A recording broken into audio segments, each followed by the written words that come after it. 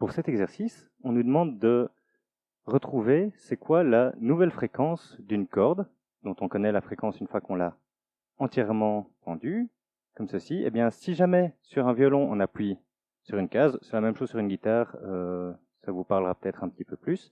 Eh bien, si on appuie sur une frette, eh bien la fréquence va changer. Et donc, l'exercice ici nous permet de déterminer c'est quoi la position des frettes sur une guitare, donc savoir comment on raccourcit une corde pour savoir la note que l'on donne exactement. Donc on a une corde de violon, on nous donne sa masse, on nous dit quelle fréquence il donne, on donne la longueur de la corde une fois tendue, comme ceci, et on nous demande à quel endroit on doit poser notre doigt pour obtenir une autre note bien précise.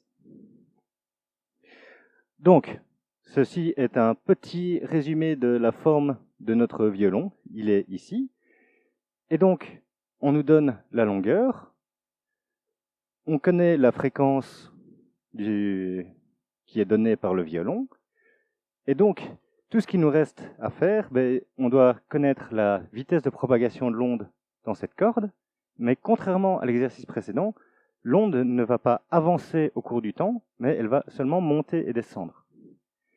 Par contre, vous êtes relativement d'accord avec moi que si jamais je tends une corde, eh bien, l'endroit où j'ai mes doigts ici, sur votre gauche et sur votre droite, eh bien, ces points ne peuvent pas bouger, ne peuvent pas vibrer du tout.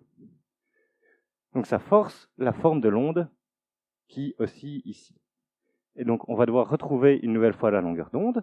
Donc ça doit monter et descendre à un point. Donc on voit que là, on peut faire juste une grande oscillation, mais on aimerait bien avoir une longueur d'onde complète. Donc je vais pouvoir continuer ma courbe et obtenir une longueur d'onde complète ici, qui vaut 2 fois la longueur de ma corde. Ce qui est marqué là. Donc comme on connaît la fréquence et la longueur d'onde, eh bien on connaît la vitesse de propagation.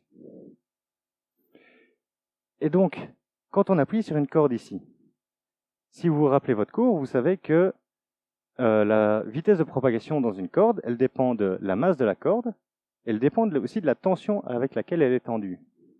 Et donc, si vous faites simplement appuyer sur la corde, vous la posez vraiment sur un point, vous faites que la raccourcir, vous ne changez pas la tension, parce que c'est la façon dont je tire horizontalement. Si je pousse verticalement, eh bien je ne change pas la force horizontale. Donc il n'y a pas d'effet direct à ce niveau-là. Donc la vitesse de propagation, peu importe où je mets mon doigt, va rester constante. Les guitaristes savent bien que si jamais j'appuie pas bien dessus et que si jamais je tire horizontalement, si je pousse légèrement ma corde, eh bien je vais faire un bend et donc je vais modifier très légèrement la fréquence, c'est parce qu'on modifie très légèrement la tension dans la corde.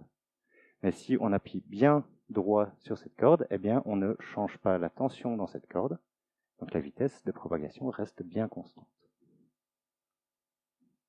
Donc j'ai ma nouvelle corde, ici j'avais ma longueur initiale, je l'ai raccourcie en appuyant avec mon doigt dessus, et donc on voudrait avoir cette nouvelle fréquence. Et donc la vitesse de propagation, c'est la nouvelle longueur d'onde fois la nouvelle fréquence. La longueur d'onde est à nouveau donnée par 2 fois la longueur de la corde, mais donc cette corde raccourcie cette fois-ci.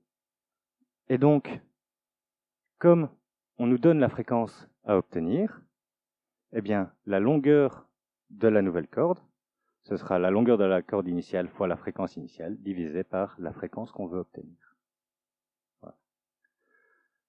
Alors, petite information en plus de l'exercice pour pouvoir résoudre l'exercice suivant, juste rapidement comme ça, eh bien, cette longueur d'onde que vous voyez ici, c'est ce qu'on appelle la longueur d'onde fondamentale.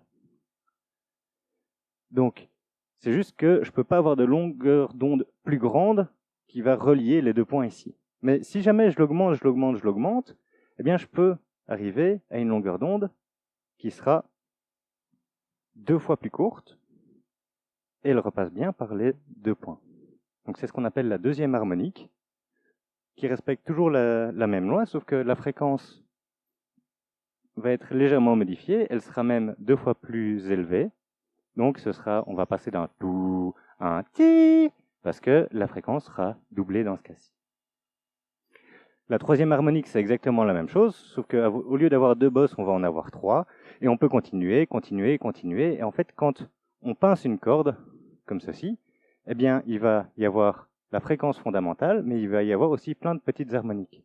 Donc c'est la différence entre le son d'une corde bien pure qui fait un espèce de et une corde qui a un son avec beaucoup d'harmoniques qui va faire plutôt un Ces deux sons ont la même fréquence fondamentale, mais le deuxième a beaucoup plus d'harmoniques.